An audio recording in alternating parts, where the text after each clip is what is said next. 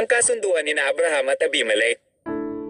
Ang talatang ito ay mababasa sa Genesis Kapitulo 21 hanggang 22. Nang panahong iyon, isinama ni Haring Abimelech si Pical, pinuno ng hukbo, at sila ay nagpunta kay Abraham.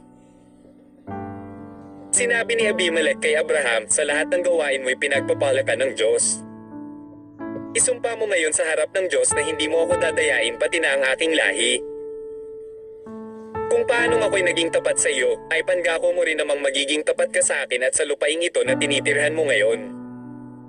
Nangangako ako, tugon naman ni Abraham. Ngunit nagreklamo si Abraham kay Abimelech tungkol sa isang balon na inagaw ng mga alipin ng hari. Sumagot si Abimelech, hindi ko nalalaman yon. Bakit ngayon mo lamang sinabi sa akin?